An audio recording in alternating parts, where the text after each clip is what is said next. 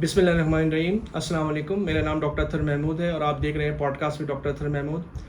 और हमारी आज का डिस्कशन का मौजू है डिस्पेप्सिया या बदहज़मी और जड़ GERD जड़ या सीने की जलन तेज़ाबियत। और इस मौजू पे डिस्कशन के लिए हमने मदऊ किया है मशहूर doctor gastroenterologist doctor Syed Kumail Hasan Kazmi साहब को। डॉक्टर कुमैल साहब जो हैं वो एक बड़े नीम सरकारी इदारे में सुबह एज ए गैस्ट्रोएंटरोलॉजिस्ट काम करते हैं और शाम को अपनी प्रैक्टिस करते हैं। तो हम डॉक्टर कुमैल को खुशामदीद कहते हैं अपने पॉडकास्ट में। अस्सलाम वालेकुम डॉक्टर कुमैल। वालेकुम अस्सलाम। तो डॉक्टर कुमैल, मैं तो कार्डियोलॉजिस्ट हूँ और ये टॉपिक लेकिन मेरा ख्याल है सबसे प्रॉब्ली पूरी वर्ल्ड में सबसे कॉमन टॉपिक यही है, पेट में दर्द, मैदे की जलन या यूँ कह लें कि तेज़ाबियत। और इसका मरीज़ मेरा ख़्याल है कि मैं पढ़ रहा था कि मेरा ख़्याल है इससे ज़्यादा किसी और चीज़ का मरीज़ नहीं है। ऐसा ही है जी डॉक्टर। अच्छा, चले हम भी स्टार्ट, क्योंकि ये अवेयरनेस प्रोग्राम है। हमारी कोशिश है कि बहुत ज़्यादा टेक्निकल वर्ड इस्तेमाल ना करें। हम कुछ सेमिनार प्रेजेंटेशन नहीं कर रहे, किसी पीजीज़ को नहीं पढ़ा रहे।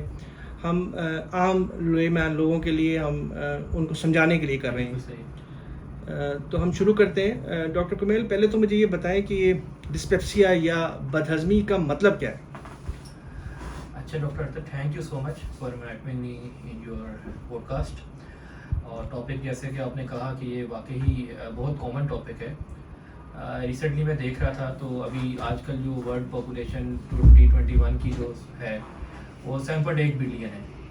और अगर स्टडीज़ में जाएं तो दे से कि 1/3 ऑफ द पॉपुलेशन किसी न किसी लाइफ के हिस्से में इस बीमारी से या इन सिम्टम्स से गुजरती है।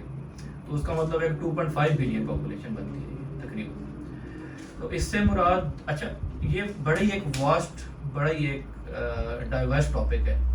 हर बंदा इसकी डिफरेंट कंप्लेंट लेके आपके पास आता है। हर पेशेंट की डिफरेंट होती है। कुछ इसको बदहज़मी कहते हैं जैसा कि आप कह रहे हैं, कुछ इसको सीने में जलन कहते हैं, कुछ इसको सिंपल दर्द कहते हैं, कुछ इसको ब्लोटिंग कहते हैं, पेट में हवा भरना, कुछ कहते हैं जी खाने के बाद जो है वो थोड़ा सा खाने के बाद हमसे खाया नहीं जा रहा और मतलब भूख ख़त्म हो गई है या पेट में फुलाव इतना पैदा हो रहा है। अच्छा, कुछ लोग इसको कहते हैं कि जी खट्टे डकार ज़्यादा आते हैं। तो हर डिफरेंट लोग इसको डिफरेंट तरीके से प्रेजेंट करते हैं और इस सारी को जब आप इनकम्पस करते हैं तो GERD और डिस्पेप्सिया की डेफिनेशन में ये चीज़ आती है। ये दोनों टर्म ओवरलैप करते हैं ओवरलैप करती है। साथ कुछ और भी टर्म्स हैं जो कि ओवरलैप करती हैं, तो वो जैसे जैसे हम डिस्कस करेंगे तो वो ठीक है। डॉक्टर कुमैल, ज़रा जैसे आपने स्टैटिस्टिक्स बताए, शुमारियात की दुनिया की 1/3 पॉपुलेशन प्रॉब्ली जो है इससे सफ़र करी। पाकिस्तान में क्या स्टोरी है? पाकिस्तान अब आप देख लें कि पाकिस्तान में, अच्छा इसमें नंबर ऑफ फैक्टर्स हैं। पाकिस्तान की पॉपुलेशन, हमारी अपनी स्टडीज़ बहुत कम है लेकिन जितनी भी हुई हैं उसमें 1/3 जो फिगर है, अगर आप उस हिसाब से देखें तो 24 मिलियन पॉपुलेशन है पाकिस्तान की, तो 1/3 तो डेफिनेटली देर आर, बल्कि इससे ज़्यादा होंगे। उसकी रीज़न ये है क्योंकि इसकी क्वालिटी ऑफ लाइफ से बहुत ज़्यादा इसकी जो है वो क्या उसको कहते हैं, लिंक है। तो हमारे यहाँ हाइजीन देख लें आप, हमारे यहाँ फूड क्वालिटी देख लें, स्ट्रेस लेवल देख लें, तो ये सारी चीज़ें उसके अंदर जो है वो उसका रिस्क फैक्टर्स हैं। अगर आप रिस्क फैक्टर्स यानी कि जिस वजह से डिस्पेप्सिया हो रहा है उसको थोड़ा सा और सिंप्लीफाई और एलैबोरेट करें तो पहले आपने कहा हमारी हाइजीन, यस ठीक है, हाइजीन। अब देखें, हम में से मतलब हर बंदे को पता है, ख़ास तौर पे कोविड के बाद आपने देखा होगा कि लोगों ने अपनी हाइजीन का बड़ा ज़्यादा ख्याल रखा है। उससे पहले भी, बट इतना नहीं है फिर भी। आप देखें, लोग खाना खाने से पहले, जैसे हमारी सुन्नत है कि आप हाथ धोएं, कितने लोग धोते हैं प्रॉपर, जिसको हाथ धोना कहते हैं। फिर हमारे जो पॉपुलेशन है, कितनी ज़्यादा पॉपुलेशन जो है वो अंडर प्रिविलेज है। सोशो इकोनॉमिक्स जो हमारी स्टेटस है इस वक्त, वो कितना, मतलब क्लीन वाटर कितने लोगों को नसीब होता है, बहुत कम है। पानी उबाल के, अगर जिनके पास है भी, वो पानी उबाल के उस तरह यूज़ नहीं करते, सिंपल फिल्टर पे वो करते हैं रिलाई, यार फिल्टर के पानी से आप यूज़ कर लेंगे। फिर उसके बाद आ जाता है कि हमारी ये जो घर का सामान जिसमें हम खाना पकाते हैं, वो जिसमें प्लेट्स जो हम यूज़ करते हैं खाने में, अच्छा जैसे जैसे ये होटलिंग इंक्रीज़ हुई है, इसका जो आप देखेंगे तनासुब है आपकी डेली ओपीडी में नंबर ऑफ पेशेंट ये इंक्रीज हुआ है। क्यों? क्योंकि वही प्लेट्स यूज़ करते हैं, वही कटलरी यूज़ करते हैं, वही कप्स, वही ग्लासेस यूज़ करते हैं। तो ये वन ऑफ द फैक्टर्स है जिसकी वजह से कुछ जो बैक्टीरियाज हैं, जिस तरह H. pylori बहुत कॉमन है, और वो डिस्पेप्सिया कॉज करता है। फिर उसके बाद आपका डेली का लाइफस्टाइल है, मतलब आप कितनी वॉक करते हैं, कितना पानी का तनासुब आप यूज़ करते हैं, वो इसमें फैक्टर्स हैं। फिर इसके बाद जेनेटिक्स है। कुछ लोगों के अंदर आपने देखा होगा, वो कहते हैं जी कि हम ज़रा सा खाना खाते हैं हमें बहुत ज़्यादा तेज़ाबियत होती है, और आप कुछ लोगों को देखेंगे कि वो बहुत भी खा लें उनको कोई प्रॉब्लम नहीं होती। तो इसमें आपका अपना लाइफस्टाइल, अपनी बॉडी, आपके अपने जेनेटिक्स, वो भी फिर उनका भी आंसर है। फिर स्मोकिंग का एक आंसर है, ड्रिंकिंग का आंसर है। फिर आप जो ये फिजी ड्रिंक्स इस्तेमाल करते हैं, इनका बहुत ज़्यादा तनासुब है। उसके बाद अब जो बहुत हम देखते हैं ओपीडीज में भी, वो ड्रग्स जो आप ये मेडिसिन यूज़ करते हैं, जिसमें एनसेड्स हैं, पेन किलर जो हम यूज़ करते हैं, फिर कुछ और कार्डियक की मेडिसिन है जो कि ये एस्पिरिन वगैरह होगी, कुछ और मेडिसिन है जिस तरह वारफेरिन। इसी तरह नंबर ऑफ, मतलब तकरीबन आप समझ लें सारी ड्रग्स का कुछ ना कुछ असर आपके मैदे पे है। वो एक बहुत बड़ा उसका वजह है जो कि ये डिस्पेप्सिया, GERD और इस तरह की सिम्टम्स का आता है। And last but most important is आपका अपना जो स्ट्रेस लेवल आप कैसे मैनेज करते हैं, आपकी टाइप ऑफ पर्सनैलिटी।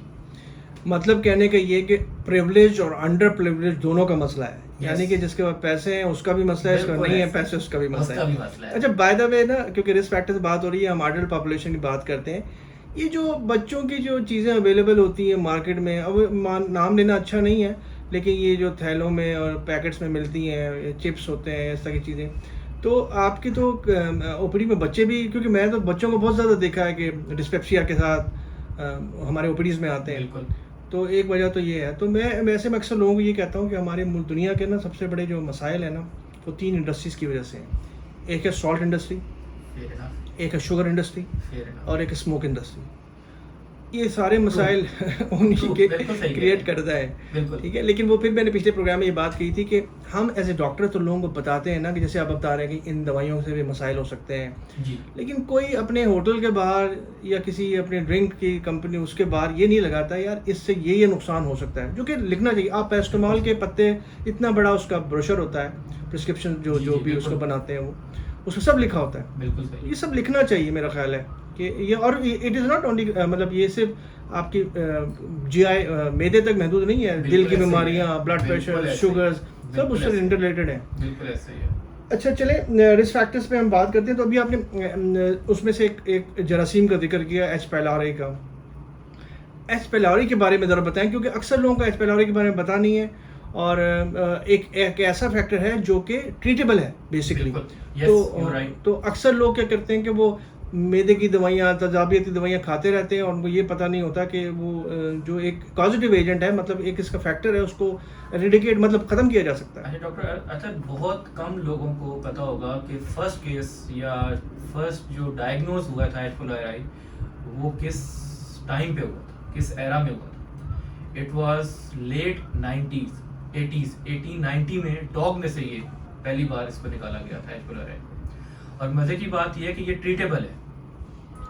ये ऐसे ट्रीटेबल है कि इसकी जो मेडिसिन अवेलेबल हैं, जो आप इसको ट्रीट करें, देयर 80 to 90% चांसेस के ये आपको एक सिम्टम फ्री हो जाएंगे। और ये भी जैसे कि हमने पहले बात की है, ये फैलता कैसे है? ये फैलता है आपके बर्तनों से, फीको ओरल रूट जिसको हम मेडिकल में बोलते हैं, मतलब मुंह से और बड़े पेशाब के ज़रिए ये जाता है। तो हमारी जो पॉपुलेशन है, अगर आप बात करें तो it was very high in Japan before war. 1970 1950 से पहले बहुत हाई इसकी रेशो थी। But over the period of time, जैसे जैसे उन्होंने अपनी सोशो इकोनॉमिक्स बेहतर की हैं, हाइजीन बेहतर की है, तो it was around 70% in their population at that time. And in 1970 फिर इसका एक स्टडी हुई तो उसमें ये अराउंड 25% तक आ गया, 25% तक आ गई, नीचे आ गई, डिक्लाइन की है। तो जैसे जैसे आपकी हेल्थ कंडीशंस, हाइजीन कंडीशंस बेहतर होती जा रही हैं, उन कंट्रीज में इसकी प्रेवलेंस जो है वो डिक्लाइन पे है। But in our circumstances there are studies that वो कहती हैं कि 70% तक लोगों में हमारे यहाँ है, और ओवर द वर्ल्ड 50% इसके कैरियर मौजूद हैं हर वक्त। और इसका मसला ये है कि हम तो ये समझते हैं जी कि मुझे और आपको होगा, बट जो फर्स्ट कैरियर जो एज है वो बिलो 10 है। बच्चे इसको कैरी करते हैं, और वो कैरी कहाँ से करते हैं? अपने फैमिली मेम्बर्स से, उनको होता है, दे डोंट नो इट। और अगर क्योंकि टेस्ट भी उस तरह वो लोग नहीं करवाते, तो वहाँ से दे कैरी इट, और फिर over the period of time बच्चों में तो बाजू का स्पॉन्टेनियस आपने बॉडी उसका रिकवरी भी कर लेती है, बट जो सेकेंड रिकरेंस होती है, दोबारा आपके बॉडी में गया, तो देन इट स्टेज देयर, और फिर बॉडी उसके खिलाफ कुछ कुव्वत मुदाफ़त बनाती है, कुछ ट्राई करती है उसको निकालने की, बट इट स्टेज देयर। मुझे ये बताएं कि लोगों को पता है एच पायलोरी, जैसे मेरा नहीं ख्याल कि जैसे पहले भी कह रहा हूँ कि एच पायलोरी या जरासीम तेजाबियत की वजह या डिस्पेप्सिया की वजह या बदहज़मी की वजह है। आपके अपनी ओपीडी में कितने लोग जब आप ये बताते हैं तो वो हैरान ही होते होंगे? मेरे ख्याल आधे लोग तो उनको तो पता ही नहीं होता होगा। डॉक्टर अतर, आप तो आम लोगों की बात कर रहे हैं ना। अभी तक जो एच पायलोरी के लिए टेस्ट करवाना चाहिए वो भी डॉक्टर्स नहीं करवाते, डॉक्टर नहीं करवाते, जो कि होना चाहिए। बहुत कम लोग करवाते हैं, मैक्सिमम वो उसकी सीरोलॉजी करवाते हैं। मतलब जिस तरह टाइफाइड की सीरोलॉजी आपने देखा होगा, लेके आ जाते हैं मुझे टाइफाइड हो गया, इस तरह एच पायलोरी का टेस्ट लेके आ जाते हैं, देखिए जी डॉक्टर साहब मुझे किसी ने बताया जी आपके ये वेदे के अंदर जरासीम है। अब सीरोलॉजी का ये मतलब है कि किसी एक टाइम पे आप उस बैक्टीरिया को एक्सपोज हुए, आपके अंदर वो गया है, अब आपको नहीं पता कि इस वक्त वो एक्टिव है या नॉन एक्टिव, तो उसके लिए जो टेस्ट होने चाहिए वो भी डॉक्टर नहीं करवाते। तो हमारे यहाँ बहुत कम एजुकेशन है इस बैक्टीरिया के हिसाब से, जैसे बाकी सारी चीज़ों में हमारे यहाँ है। तो बेसिकली यही है ना प्रोग्राम का मकसद, कि लोगों को अवेयरनेस पैदा हो। बिल्कुल होनी चाहिए, और बड़े ग्रास रूट लेवल पे होनी चाहिए। ठीक है। अच्छा, मुझे ये बताइए, रिस्क फैक्टर्स की बात होगी, एच पायलोरी का हम बाद में भी जिक्र करेंगे। मुझे ये बताइए कि यूजुअली जो पेशेंट आता है वो मैदे में दर्द या तेजाबियत के, तो कब जैसे हम एज ए कार्डियोलॉजिस्ट हमें मरीज़ आता है चेस्ट पेन के साथ, और हमें ये पता होता है ये कब वाकई कार्डियक नेचर का है या फिर कॉम्प्लिकेशन हो चुकी है, तो आपके ख्याल में कब मरीज़ के जो अलामात है ऐसी हो जाती हैं कि इसको प्रॉपर इन्वेस्टिगेशन की ज़रूरत होती है? क्योंकि हर मरीज़ का तो मेरा नहीं ख्याल कि हमें करना चाहिए टेस्ट और सारी चीज़ें। बिल्कुल डॉक्टर, तो आप ठीक कह रहे हैं। इसमें दो तीन चीज़ें जो है ना वो बहुत ज़रूरी हैं। एक तो एज 55 से अबव है और ये सिम्टम्स के साथ आ रहा है, तो एज अ डॉक्टर, चाहे आप जीपी हैं, चाहे आप मेडिकल स्पेशलिस्ट हैं या गैस्ट्रोएंटरोलॉजिस्ट हैं, यू वांट टू इन्वेस्टिगेट कि आया ये वाकई सिर्फ मैदे की वजह से है या कुछ और भी है, और सिर्फ ये डिस्पेप्सिया ही है या इसकी वजह से मरीज को नुकसान भी हो सकता है। अगर सिंपल डिस्पेप्सिया तो शायद उसकी वजह से उसको इतना नुकसान ना हो, बट उसके साथ अगर कुछ और सिम्टम्स हैं या साइंस हैं तो फिर तो आपने ज़रूर देखना है। उसमें पहली एज है 55 से अबव है, यू हैव टू इन्वेस्टिगेट, उसको आपने देखना है, उसको ऐसे नहीं छोड़ना। दूसरा है कि उसमें अगर कोई रेड साइंस आ रहे हैं, रेड साइंस मीन के खतरनाक साइंस, मतलब पेशेंट को उसके साथ उल्टी हो रही है जो कि सेटल नहीं कर रही, पेशेंट को खून वाली उल्टी हुई है जो कि सेटल नहीं कर रही, पेशेंट को खून की कमी हुई है उसके साथ, मरीज का इन अलामात के साथ वजन कम हुआ है, इन अलामात के साथ मरीज ये बता रहा है कि मैं दवाई ले रहा हूँ लेकिन फिर भी कंट्रोल नहीं हो रहा, इन सारी चीज़ों को आपने इसके साथ ज़रूर कोरिलेट करना है। तो बात बेसिक्स पे आ जाती है कि आपने मरीज की कंप्लीट हिस्ट्री लेनी है, बिकॉज उसकी वजह इसके अलावा ये है कि बहुत सारे कार्डियक पेशेंट जो हैं वो मेडिकल स्पेशलिस्ट के पास या गैस्ट्रोएंटरोलॉजिस्ट के पास भी आते हैं, जिनको बेसिकली चल तो दिल का मसला रहा होता है, लेकिन वो आते हैं डिस्पेप्सिया सिम्टम्स के साथ है कि उनको जलन हो रही है, दर्द हो रहा है, फुलनेस फील हो रही है। तो ये कार्डियक जो सिम्टम्स है आपके साथ, उनके साथ भी ओवरलैप करता है। वो यूजुअली होता ही है, जैसे 55 ईयर्स की बात कर रहे हैं ना, 55 साल की, तो बहुत सारी बीमारियां ओवरलैप कर रही होती हैं। तो हम लोगों को ये समझाते हैं कि देखें, एक मरीज़ आता है ना जिसको लेफ़्ट बाजू में दर्द है, तो उसको मोरों का मसला भी हो सकता है और साथ में कार्डियक डिजीज़ भी कोएग्जिस्ट कर सकती है। इसी तरह किसी को पेट में दर्द है तो दोनों चीज़ें हो सकती हैं। तो मैं अक्सर मरीज़ों को ये कहता हूँ, पहले भी मैं कहता था, अपने डॉक्टर से भी डिस्कशन ये होती थी कि ये जो हमारी मेडिसिन है ना, ये कंबाइंड अप्रोच है, ये अकेले नहीं इसको प्रैक्टिस करना चाहिए। और जहाँ भी आपको लगे कि प्रीडोमिनेंट डिजीज़, मतलब है अगर एक कार्डियक पेशेंट है जिसको मैदे की बीमारी ज़रा कम नौयत की है तो उसको कार्डियोलॉजिस्ट को भेजना चाहिए। और कार्डियोलॉजिस्ट ये समझता है कि यार ये नहीं, ये कार्डियक इशू इतना बड़ा नहीं है इसको मैदे का मसला ज़्यादा है, तो वो मैदे वाले को भेज देना चाहिए। जी बिल्कुल। लेकिन ये यूजली हमारी प्रैक्टिस में बड़ा कम होता है, स्पेशली प्राइवेट प्रैक्टिस में। जी। अस्पतालों में तो होता है, लेकिन प्राइवेट प्रैक्टिस में ऐसा नहीं होता।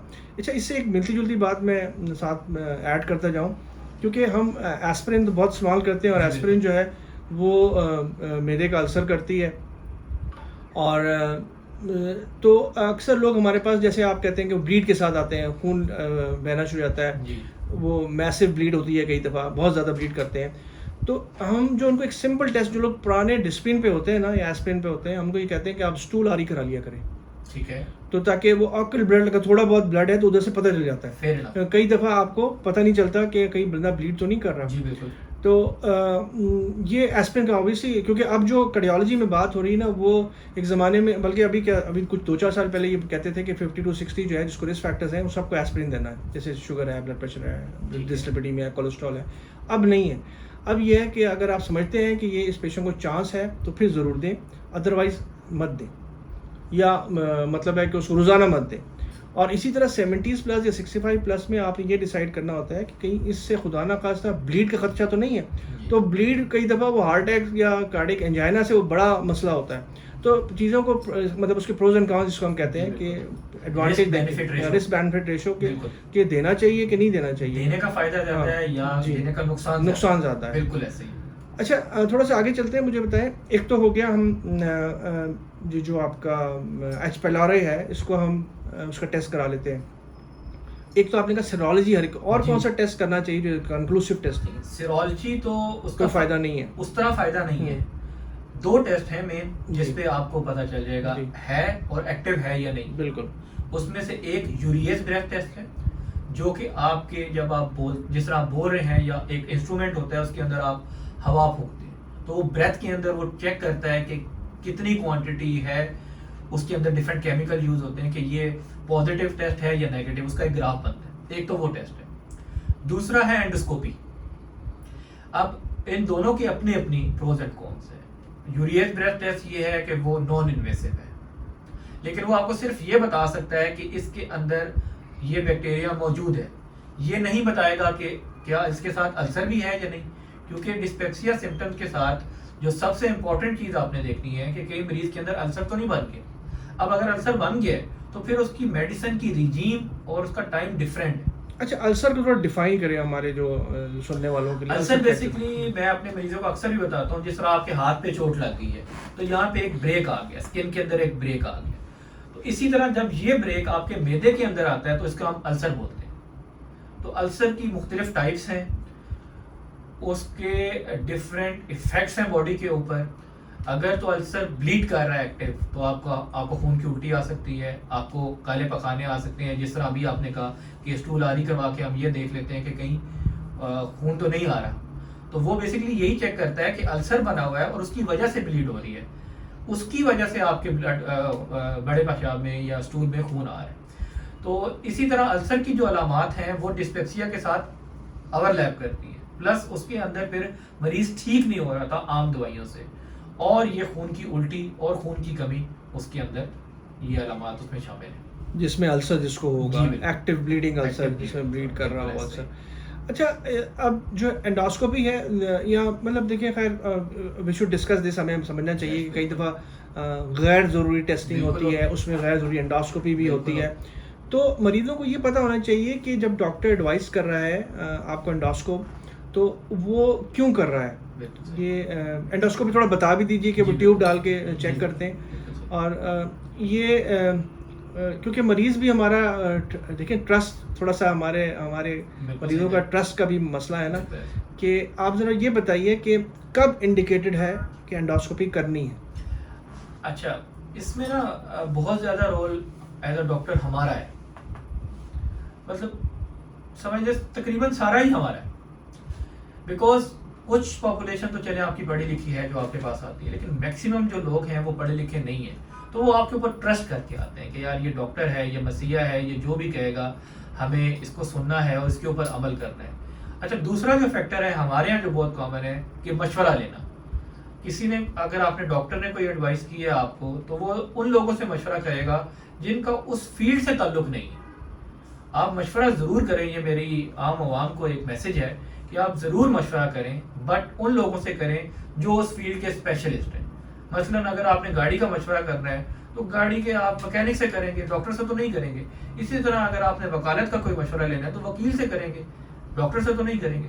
सिमिलरली अगर आपने एंडोस्कोपी या अपने ट्रीटमेंट का कोई मशवरा करना है तो आप किसी से सेकंड ओपिनियन ले लें, थर्ड ओपिनियन ले लें, लेकिन प्रोफेशनल से लें। मतलब कहने का ये, अगर एक गैस्ट्रोएंटरोलॉजिस्ट एंडोस्कोपी आपको Yes. कह रहा है हाँ. तो दूसरा मशवरा भी गैस्ट्रोएंटरोलॉजिस्ट से Gastroenterologist से लें। लें। आप जाके कार्डियोलॉजिस्ट से लेंगे, वो कहेगा नहीं यार बिल्कुल ऐसे ऐसे ही ही है, है मतलब ना। उनकी फील्ड नहीं है ना, हाँ, तो ये वो तो आपको वो मशवरा नहीं दे सकते। ये तो पहली बात। बिल्कुल। सेकंड ये है कि एज अ डॉक्टर ये हमारा फर्ज बनता है कि हम जब एक इन्वेस्टिगेशन लिख रहे हैं जो कि इन्वेसिव इन्वेस्टिगेशन है, जिसका इफेक्ट्स हैं, जिसके साइड इफेक्ट्स भी हैं और पेशेंट के ऊपर पॉकेट बर्डन भी है उसका, तो वो जस्टिफाइड हो।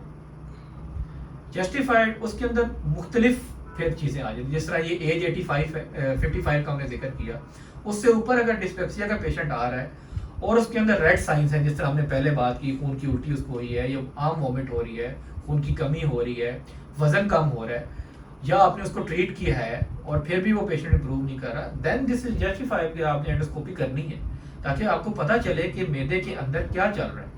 अच्छा, इसमें 2-3 चीज़ें और कहने की हैं। कुछ लोग ये समझते हैं कि अल्ट्रासाउंड करवा लिया या सीटी स्कैन करवा लिया या ब्लड टेस्ट करवा लिया तो वो एंडोस्कोपी की जो हमारी फाइंडिंग्स है या जो एंडोस्कोपी पे आपकी चीज़ें नज़र आती हैं वो उसका नेमल बदल है। ऐसा नहीं है। एंडोस्कोपी एक प्रोसीजर है जिसके अंदर आपने जाके कैमरे के थ्रू देखना है, जैसे कि आप मुझे कैमरे के थ्रू अंदर से देख रहे हैं कि ये डॉक्टर को मैल कैसे लग रहे हैं। इसी तरह एंडोस्कोपी अंदर जाके खुराक की नाली, मैदा और छोटी आंत के पहले 2 हिस्से देखता है, ठीक है। अब वो वहीं पे आपको पता चल जाता है इसके अंदर अल्सर है नहीं है, अल्लाह ना करे कोई रसोली तो नहीं बन रही, कोई जख्म तो नहीं है, सोजिश तो नहीं है। ये आपको सीटी स्कैन या अल्ट्रासाउंड नहीं बता सकता। वो आपको किसी हद तक ये बता सकता है कि कोई रसोली है या नहीं, इसके अलावा वो दोनों चीज़ें आपको नहीं बता सकती। अच्छा, एंडोस्कोपी में यूजुअली क्या अमूमन हम क्या वो बायोप्सी भी करते हैं हर एंडोस्कोपी में? नहीं, इट टोटली डिपेंड्स कि अंदर आपको फाइंडिंग क्या मिल रही है। अगर आपको कोई ऐसी चीज़ मिल रही है जिसकी बायोप्सी होनी चाहिए तो फिर आपने करनी है, अदरवाइज आपने बायोप्सी नहीं करनी। अच्छा डॉक्टर कुमैल, ये तो बहुत ही इंटरेस्टिंग टॉपिक है ना, क्योंकि जैसे आपने बड़ी बड़ी इंपॉर्टेंट बात की है। लोग पेट में दर्द होता है जाके अल्ट्रासाउंड कराते हैं तो वो हमें आके कहते हैं जी वो फैटी लिवर निकला है। बिल्कुल ठीक है, खैर फैटी लिवर तो वो एक अलग डिस्कशन है। बिल्कुल ठीक है। आप ज़रा लोगों को ये बताएं कि भाई कब एंडोस्कोपी करनी है, कब अल्ट्रासाउंड करना चाहिए, कब दोनों करने चाहिए, कब सीटी करना चाहिए, क्योंकि बहरहाल इन्वेस्टिगेशन इंपॉर्टेंट है। जहाँ पर आपको लगता है, जैसे हमने बात की एच पेलोरी की, एच पेलोरी का टेस्ट ये करना चाहिए, इसी तरह हमें एंडोस्कोपी का, हम क्योंकि ऊपर की बात करें, थोड़ा सा मैं नाज़रीन को बता दूं कि हम जो बात करें ना वो अपर जीआई ट्रैक्ट, जिसमें खुराक की नाली है, मैदा या स्टमक है, उसके नीचे छोटी आंत और बड़ी आंत की, इसमें हम ज़्यादा बात नहीं कर रहे, ना लिवर की डिजीज़ पे, ना पेनक्रियास पे, लेकिन तो ऊपर की चीज़ें हैं ना, तो उनके कौन से टेस्ट हैं, और एंडोस्कोपी उसके अलावा कोई और चीज़ करनी चाहिए कि नहीं चाहिए, या बायोप्सी कब ज़रूरत होती है। तो बस, लेकिन अमूमन हमारी प्रैक्टिस में भी ये है कि मरीज़ जो है ना, वो जैसे हमारे पास आता है ना, पहले एकोकार्डियोग्राफी करा के आ जाता है।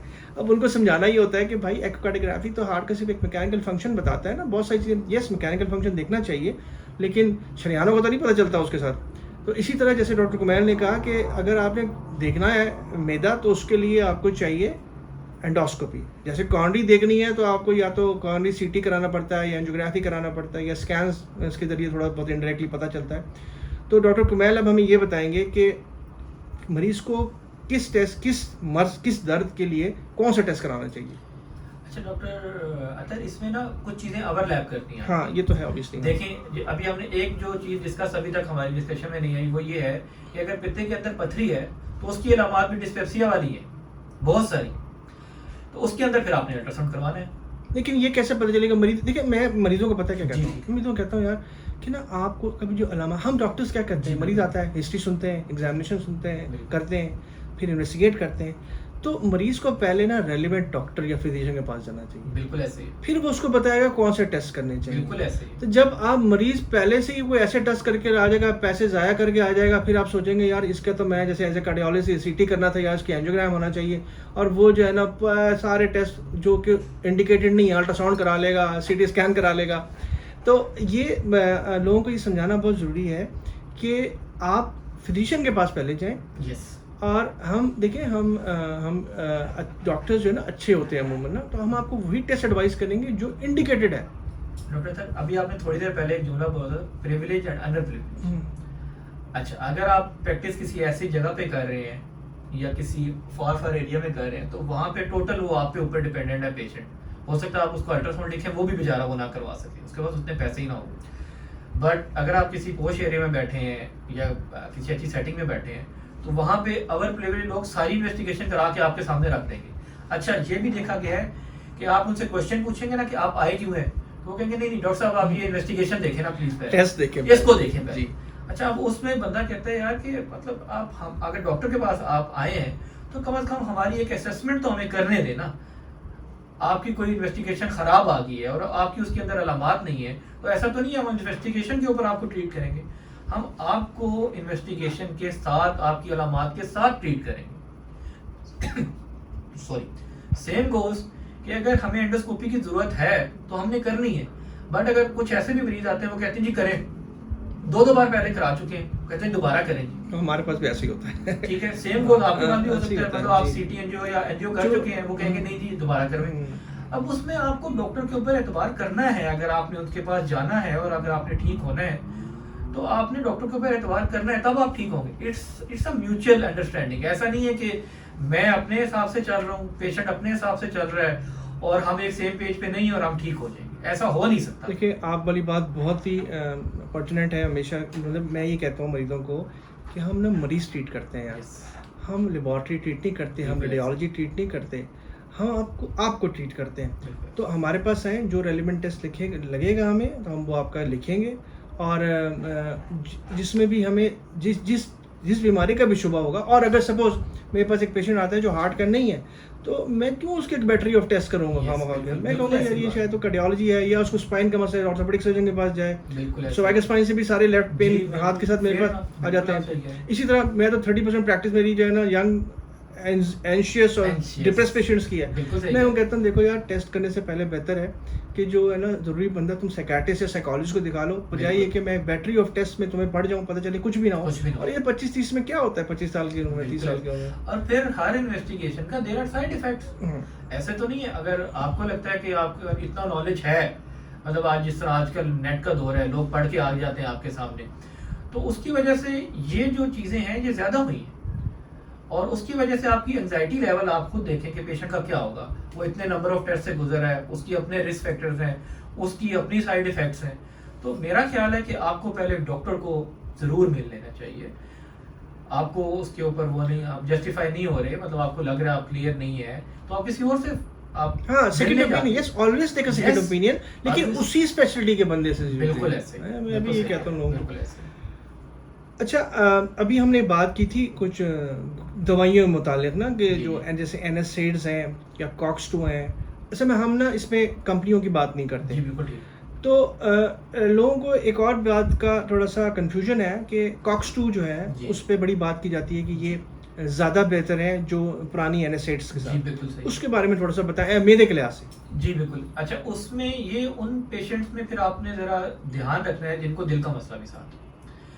अदरवाइज बाकी जो दर्द NSAID से मुराद है दर्द की दवाइयाँ जो यूज़ होती हैं आम मार्केट में, तो वो भी अब डॉक्टर के ऊपर डिपेंड करता है कि वो कौन सी मेडिसिन प्रिस्क्राइब कर रहा है। लेकिन ओवरऑल अगर देखा जाए, COX-2 जो इनहिबिटर है एसिटिलकोक्सिब कंपैरेटिवली सेफ हैं बाकी NSAID से, लेकिन फिर भी उनका मसला, फिर भी वो अल्सर बनाते हैं मैदे के अंदर लॉन्ग टर्म यूज़ किया जाए।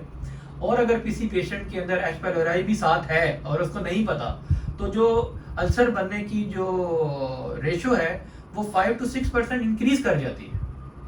तो इसलिए जब भी आपको कोई पेन किलर एडवाइस हो या दर्द की दवाई हो इस्तेमाल हो, तो वो पहली तो बात है कि डॉक्टर के मशवरे के साथ इस्तेमाल करें। सेकंड ये है कि उसको उतनी ही देर इस्तेमाल करें जितना आपको एडवाइस की गई है। उससे ज़्यादा लंबा अरसा मत लें, क्योंकि अगर आप वो लंबा अरसा लेंगे तो वो तो आपके उसके बहुत सारे साइड इफ़ेक्ट्स के साथ आपके मैदे के ऊपर उसका असर है। तो जस्टिफाइड है तो ज़रूर लें, नहीं जस्टिफाइड तो मत लें। और आम तौर पे मैं अपने मरीजों को बताता हूँ कि पेन वो है जो आपको रात को सोने ना दे, वो तो दर्द ही नहीं है जो आपको सोने भी दे और आप दवाई भी साथ ले रहे हैं, तो उसके लिए दवाई मत यूज़ करें, अपनी लाइफ स्टाइल को बेहतर करें। देखिए, मैं एज ए कार्डियोलॉजिस्ट लोगों को कहता हूँ जो पेन है ना वो अल्लाह की नेमत है, ठीक है। आपको देखिए, हमारे पास जैसे साइलेंट हार्ट अटैक्स होते हैं, बिल्कुल। पता ही नहीं चलता, डायबिटीज़ को। डायबिटिक्स को होते हैं, और वैसे भी एल्डरली लेट एजेस में जी। नहीं भी डायबिटिक तो हो जाते हैं। तो पेन परसेप्शन उसमें खैर इंपॉर्टेंट है, लेकिन साथ साथ ये भी है कि आप वाली बात कि भाई दवाई कब लेनी है, फांकते जाते हैं दवाइयाँ, Yes. खाए जाते हैं। बिल्कुल। और देखिए, वो हम लाइफस्टाइल की बात करते हैं, लोग वॉक नहीं करते, बैठे रहते हैं, वजन बढ़ता है, घुटनों में दर्द शुरू होता है, दवाइयाँ शुरू कर देते हैं, वो विशियस सर्कल स्टार्ट हो जाता है। उसके साथ हाइपरटेंशन, गुर्दे, मैदा सब इन्वॉल्व। डॉक्टर अतर, जो हमारी लाइफस्टाइल है ना वो ही बेसिक है। अगर आज भी हम उसको बेहतर कर लेना तो हमारे मैक्सिमम जो हमारी जो बीमारी है ना वो कंट्रोल हो जाए। कोविड आया, हमने सिर्फ प्रिकॉशंस की, हम बेहतर हो गए, ठीक है। पोलियो था किसी ज़माने में, आपने वैक्सीनेशन की, पोलियो आप बेहतर हो गए। मतलब दुनिया में तो बहुत सारे ममालिक इरेडिकेट हो। टीबी देख लें आप, ठीक है, टाइफाइड देख लें आप। अभी हम क्यों पीछे हैं इन सारी बीमारियों में? Because hygiene. अगर आज हम अपनी सुन्नत पे अमल कर लें कि सफाई निस्फ ईमान है, तो हम ये बहुत सारी चीज़ों से बच जाएं। लाइफस्टाइल मॉडिफिकेशन जो है ना, उसमें ये सारी चीज़ों का एनकम्पास कर देता है, ये सब चीज़ों बिल्कुल को। ऐसे ही। लेकिन ना लोग ने वो तैयार नहीं है लाइफस्टाइल को चेंज करने में। मैं मतलब देखिए, मैं अपनी बात करता हूँ, जो मेरे पास मरीज आते हैं ना, जिससे पूछो, अच्छा वॉक कर रहे हैं, बस अभी छोड़िए। कब छोड़िए यार, गर्मी थी बहुत ज़्यादा, अच्छा पहले वेदर सही है, फिर या तो सर्दी थी ज़्यादा। मैं लोगों को ना लिटरली ये कहता हूँ कि अगर आप लोग चलना शुरू कर दें ना, मैं अस्पताल बंद करना पड़ेगा मुझे, सही क्योंकि बात है। आपकी बीमारियाँ ख़त्म हो जाएंगी। 110% ये आपकी बात सही है। आप ये देख लें कि हमने अपने आप को बिल्कुल इस लिहाज से ना, पता नहीं हम किसको फॉलो कर रहे हैं, ना हम वेस्ट को फॉलो कर रहे हैं, ना हम नॉर्थ को फॉलो कर रहे हैं, ना हम अपने आप को फॉलो कर रहे हैं। अगर अपने आप को फॉलो करना है तो अपने अपाओजात को फॉलो कर लें। आज से 20 या 30 साल पहले साइकिलों पे सब लोग हम जाते थे लंबा सफ़र पे, ठीक है। स्टॉप पे उतरना, स्टॉप से घर तक जाते हुए आपको अच्छा खासा 1-2 किलोमीटर लगते थे। अब हम गाड़ी स्टार्ट करते हैं, एसी ऑन करते हैं, बैठते हैं और ऑफिस जाके फिर एसी ऑन कर लेते हैं। दिस इज बट अगर आज भी आप देखें वेस्ट को, तो वेस्ट की अच्छी आदतें हमने शायद कम ही अपनाई हैं। वो आज भी लोग साइकिलिंग करते हैं, वॉक करते हैं, स्विमिंग करते हैं, उनकी आउटडोर एक्टिविटीज। हमारे यहाँ ये बिल्कुल नापैद होता जा रहा है। और खाते लेकिन उनकी तरह हैं, खाते तो सारे उनके जो खाते ब्रांड्स तो- खाते हैं, वो अपने तो- ब्रांड भी खाते हैं वो, और उनके ब्रांड्स भी खाते हैं। खाने में ना हम अगर सुन्नत पे जाए ना तो हम उससे वाकई बहुत ज़्यादा दूर है, बहुत सारी चीज़ों में। बिल्कुल। अच्छा डॉक्टर कुमैर, हम थोड़ी सी ना ट्रीटमेंट पे आते जी, हैं जी। कि क्योंकि वो बड़ा इंपॉर्टेंट है। तो इसका मेडिकल मैनेजमेंट क्या है डिस्पेप्सिया? और मेडिसिन से पहले ना मैं ये लाइफस्टाइल के हिसाब से कुछ चीज़ें पर्टिकुलर जोर दे के कहना चाहता हूँ सारों, ये सबके लिए। एक तो प्लीज़, अगर आप अपनी ये जो अपनी नेक्स्ट जनरेशन है उसको बचाना चाहते हैं ना, तो जिस तरह डॉक्टर अत्तर ने शुरू में बात की थी, उनके ये बाहर से जितने भी आपकी आती हैं ना चीज़ें, उनको प्लीज़ बंद कर। घर की बनी हुई आप उनको सब कुछ दें, बाहर के बने हुए जिस किस्म के ये ब्रांड्स हैं जो भी हैं, चिप्स के हो गए, फास्ट फूड के हो गए, प्लीज़ ये बंद कर दें। अच्छा, आपने इसमें स्पेसिफिक देखा होगा कि कुछ बच्चे जो हैं वो स्पेसिफिक उस टेस्ट को देखते हैं। मतलब अगर रेड फ्लेवर उनको अच्छा लगता है तो वो रेड ही लेंगे, अगर ब्लू अच्छा लगता है तो वो ब्लू ही लेंगे। और मैंने अभी जब से प्राइवेट प्रैक्टिस शुरू हुई है तो बहुत यंग फीमेल्स को देखा है, वो इस कंप्लेंट्स के साथ आ रही है। वो दूध बिल्कुल नहीं पीते, वो घर का खाना नहीं खाते, बाहर से खाना आता है और उसकी भी कोई टाइमिंग नहीं है। तो गलती तो हम लोगों की है ना, पेरेंट्स की है ना। पेरेंट्स की। आप पैसे मत दें ना इन चीज़ों के लिए, आप पैसे देंगे तो वो लेके आएंगे। अच्छा डॉक्टर कुमैल, ये तो खैर बच्चों को, और ये जो हमारा जो कल्चर डेवलप हो गया है फास्ट फूड का मतलब है तेज़ फूड। Yes. मैं पढ़ रहा था कि डिस्पेप्सिया होता ही जो तेज़ खाना खाता है और इस तरह का खाना खाता है। बिल्कुल। तो खैर इस पे ये तो खैर एज पूरी कौम को ये बात सोचने की ज़रूरत है। मैं पढ़ रहा था कि हमारी जो फूड इंडस्ट्री है, second most developed industry in Pakistan, which is, देखिए हम किसी को वो डिस्करेज नहीं कर रहे, डिस्करेज नहीं कर रहे, लेकिन खाने का तरीका है ना यार कि आप हफ्ते में घर में ये जो क्या कहते हैं वो ड्रॉप करते हैं, जो घर में खाना मंगवाते हैं लोग, बिल्कुल बिल्कुल बिल्कुल, तो वो सब खाना जो है वो मुझे नहीं पता कि हमारे फिर हम थोड़ा चल के चले जाते हैं, हाँ, तो वो भी घर आ जाता है वो तो ये तो बिल्कुल ही अब लोगों को समझाओ ना। अब देखिए वही वाली बात है, मैं हमेशा लोगों को कहता हूँ कि हम अंडर प्रिविलेज नहीं है एज ए कॉम। देखिए आज से 40 इयर्स बैक ना यहाँ पर ना लोगों के पास अच्छे कपड़े होते थे, ना अच्छे जूते होते थे, ना अच्छा खाना होता था, ना इतना कंपेटिटिव लाइफस्टाइल था, ठीक है। और हम अपने पिछले वालों से उनसे आगे हैं, हर तरह से आगे हैं लोग। ये अगर ये मान जाए असल में हम नाशुक्र हैं बेसिकली। डॉक्टर अख्तर पहले मुझे ये बताया ना, मैं गांव से बिलोंग करता हूँ, होपफुली आप भी करते होंगे। एक हट्टी होती थी, एक दुकान होती थी, अब आप देखें और उस दुकान पे अब ये सारे फ्लेवर्ड पहुंचे हुए। तो वो तो रूरल बेचारों, जो शहर के बाबू अपने बच्चों को नहीं समझा सकते, तो देहाती बेचारा जिसको पढ़ा भी नहीं है उसको नहीं पता कि वो कैसे करेगा। देखें कि एक पैकेट मिनिमम जो प्राइस है उसकी मार्केट में 30 रुपए है, और बड़े से बड़ा जो है वो 100-150 रुपए का है। तो आप इस महंगाई में अफोर्ड कर रहे हैं तो उनको दे रहे हैं ना बच्चों को। तो ये मतलब 100 रुपए में तो किलो दर्जन केले आ जाते हैं, वो तो आप नहीं लेके देते, बस इसलिए कि वो 100 रुपए का एक पैकेट आप देके बस आप उसको बिठा देते हैं, और ये माओ का कसूर है। वो जो फोन और ये अधिकतर माओ का कसूर, बापों का भी कसूर तो नहीं, मैं कहता हूँ वो हर कोई ना इजी लाइफस्टाइल पे आ गया है कि बच्चों को एक फोन पकड़ाया, साथ में एक पैकेट पकड़ा दिया, वो खत्म बात। और वो जैसे आपके तरह दूध पीते हैं ना, फ्रूट खाते हैं ना, फास्ट फूड भी यही है। और अब तो घर फास्ट फूड भी नहीं है, वो तो अल्ट्रा फास्ट है, घर पहुंच गया। अच्छा पहले क्या होता था, पहले जो दादियां या माएँ होती थी, वो जो हम ये जो हल्दी नमक ये कूटते थे, ठीक है, और एक टाइम पे खाना बनना है, सब ने उसी टाइम पे खाना है। अब आपको पता ही नहीं है, तो जब आप आते हैं खा के लेट जाते हैं। वो जो लाइफस्टाइल की हम बात कर रहे थे, अच्छा उसमें जो चीजें हैं वो प्लीज आपने नोट करनी है। एक तो ये है कि खाने के फौरन बाद आपने लेटना नहीं है, 2 घंटे का वक्फा देना है। कुछ की बुक्स 3 घंटे का भी कहते हैं, चाहे वो दोपहर का खाना है या रात का, उसके बाद आपने लेटना है। सेकंड ये है कि 8 to 10 ग्लासेस ऑफ वाटर आपने जरूर डेली आपने कंज्यूम करना। थर्ड ये है कि आपने जो है बाहर की बनी हुई चीजें अवॉइड करनी है, क्योंकि उनके अंदर सोडा होता है। आम जो नान होता है उसके अंदर भी सोडा होता है, तो वो गैस बनाता है, उसको भी अवॉइड करना है। फिर ये स्मोकिंग होगी, नस्वार होगी, ये सारी चीजें, आपकी डेंटल हाइजीन जितनी अच्छी होगी इतने आपके स्टमक के प्रॉब्लम्स बेहतर रहेंगे। और डेली आपने वॉक करनी है 30 मिनट्स की कम से कम। और अगर आपको दही से प्रॉब्लम नहीं है तो दही ज़रूर इस्तेमाल करें। चलिए ट्रीटमेंट पे आ जाए। लाइफस्टाइल पे तो हम बात करते रहेंगे ना, तो वो हम ख़त्म ही नहीं होगी कि हम लोगों को समझाना इतना ज़रूरी है।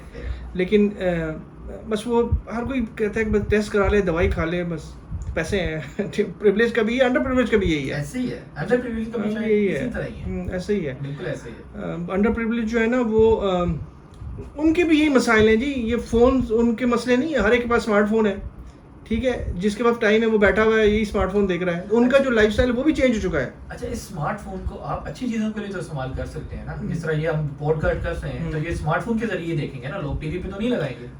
तो आप जो आपको हैबिट्स आपकी ख़राब हैं या जो आपकी डेली रूटीन ख़राब है, आप उसको यूट्यूब पे डालें, फेसबुक पे डालें, आपको आंसर मिल जाएगा। बिल्कुल। चलिए अब ज़रा ट्रीटमेंट के बारे में बात करते हैं। मुझे बताएं, अच्छा इसमें थोड़ा सा मुझे कन्फ्यूजन होता है। एक तो है group PPI, proton pump inhibitors, दूसरा है एक्चुअल रिसेप्टर जो हम पुराने ज़माने में ज़्यादा होता था। इन दोनों में फ़र्क क्या है? और मैं ये फर्स्ट लाइन ड्रग्स हैं प्रॉब्लम। इन दोनों में फ़र्क मैकेनिज्म ऑफ एक्शन का है कि किन रिसेप्टर्स पे कौन सी ड्रग एक्ट कर रही है। जो H2 PPI है वो बेसिकली आपकी एसिड प्रोडक्शन को कम करते हैं, और जो H2 ब्लॉकर्स हैं वो बेसिकली उन रिसेप्टर्स को ब्लॉक करते हैं। तो बेसिकली दोनों का फंक्शन एक ही तरह का है, एसिड प्रोडक्शन को कम करना है और उसकी सेंसिटिविटी जो है उसको बेहतर करना है।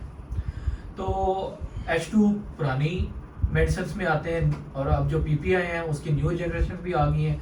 फिर इनके साइड इफ़ेक्ट प्रोफाइल में डिफरेंस है, और इनका जो उसको क्या जो इफ़ेक्ट है बॉडी के ऊपर वो PPI का एज़ कम्पेयर टू H2 बेहतर है ज़्यादा।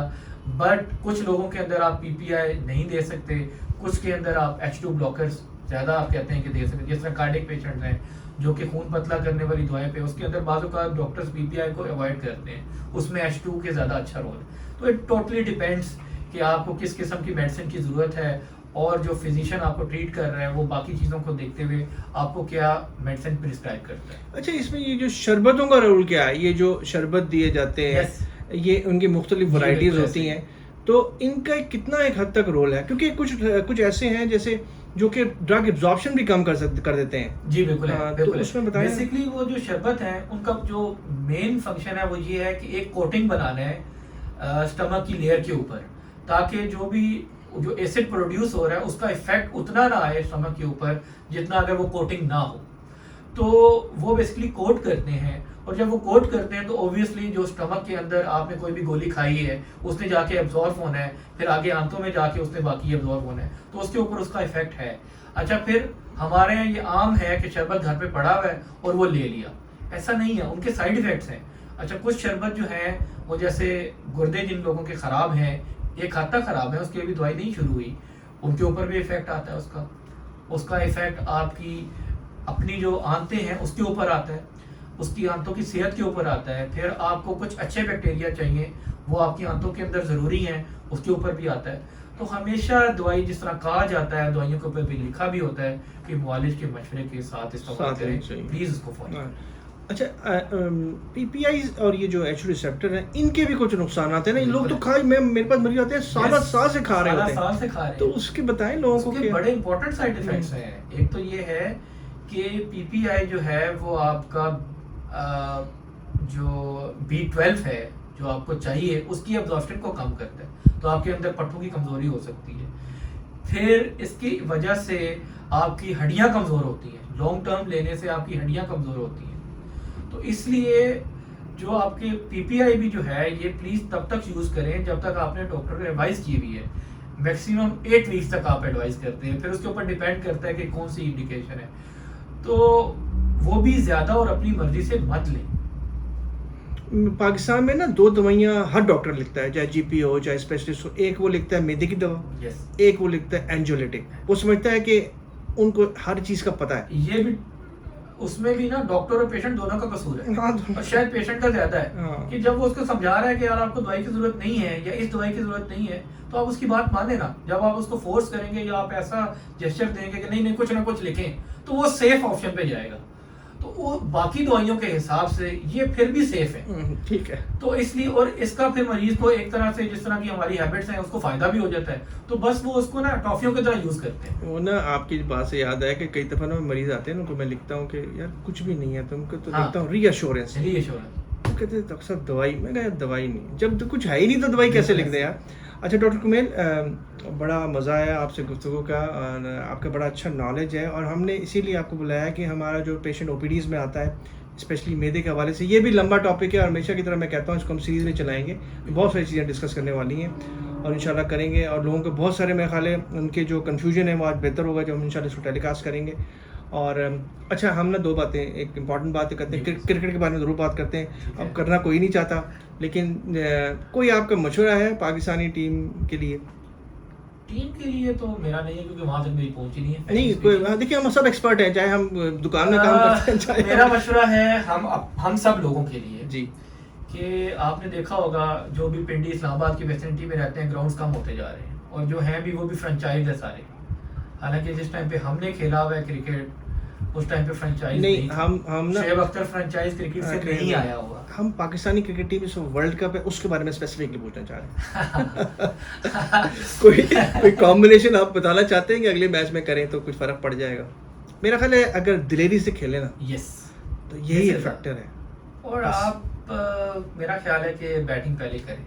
बैटिंग पहले करें या बाद में करें, पिचें बिल्कुल बैटिंग पिचेस हैं, दिलेरी खेलें। मेरा ख्याल है अब ना ये अब पहले ही इस पर खतरा लगा हुआ है आउट होने का, तो अब डर के खेलना क्या है यार, प्रॉपर शॉट ज़रूर खेलें लेकिन दिलेरी से खेलें। अच्छा, आखिरी बात जो करनी है, फ़लस्तीन और गज़ा के लिए आपका क्या पैगाम है दुनिया के लिए? क्योंकि हम जो मुसलमान हैं ना, हमारे लिए इससे, ठीक है, मस्जिद अक़सा is second most sacred place for us, ठीक है, और वहाँ रहने वाला फ़लस्तीनी जो है ना, वो हमारे बहुत करीब है दिल के। कई लोग हमारा को मजाक उड़ाते हैं, यार आप लोग सिर्फ बातें करते हैं। ठीक है, मैं समझता हूँ कि बुराई जो होती है ना, हाथ से रोकना सबसे इम्पोर्टेंट है, फिर उसको ज़बान से बोलना बहुत इम्पोर्टेंट है, और आखिर में दिल में। तो हम दिल में नहीं रखते यार, हम कहते तो कहेंगे तो कुछ ना कुछ, अब हम वहाँ पहुँच ही सकते हैं, तो ये तो अल्लाह मियाँ हमारे मतलब हमें बताएगा कि हमें क्या एक करना है। टर्म है दाम में दिल में सुख ने, जिस तरह हम मदद कर सकते हैं वो हमें ज़रूर करनी चाहिए, बिकॉज़ वो लोग मुश्किल में हैं और हम अगर उनकी मदद सिर्फ अच्छे जेस्चर से ही कर सकते हैं तो वो भी ज़रूर करनी चाहिए। तो दूसरा ये है कि हमें अपने अंदर ज़रूर देखना चाहिए कि हम अपने आप को कैसा ठीक कर सकते हैं कि ये वक्त हम पे भी आ सकता है। बहुत शुक्रिया डॉक्टर कमेल, बहुत अच्छा लगा आपसे बात करके, और अल्लाह मियाँ आपको और तरक्की दे और आप और जो है लोगों की खिदमत करें। और खिदमत के लिए डॉक्टर, ये लोग समझते हैं मजाक है, लेकिन है खिदमत के लिए ही है। मेरा ये मानना है कि ये हमारा डॉक्टर का हिसाब नहीं होना, ये मैं दिल की बात कर रहा हूँ, जिससे इसमें मेरा ईमान है। हाँ, बिल्कुल सही कह रहे हमारे जो है ना वो जो पुलिस रात है ना, वो ये डॉक्टर ही है। हमारा अगर सही हिसाब तरह यहीं से हाँ, होगा। यहीं अगर से। हमने ठीक किया ना तो हम राइट साइड पे हैं। बिल्कुल सही। और अगर हमने किसी भी किस्म की कोताही की, कुताही भी की, बिल्कुल हैंकी पैंकी की, बिल्कुल तो फिर हम लेफ्ट साइड पे हैं। बिल्कुल हमारा सही। हिसाब इधर ही है। वो कहते हैं कि doctor is between the patient and the God, तो फिर देख लें इसमें गॉड और हमें तो कोई भी नहीं फिर भी। बहुत शुक्रिया। Thank you, thank you. अस्सलाम वालेकुम। अल्लाह हाफ़िज़। बहुत अच्छा।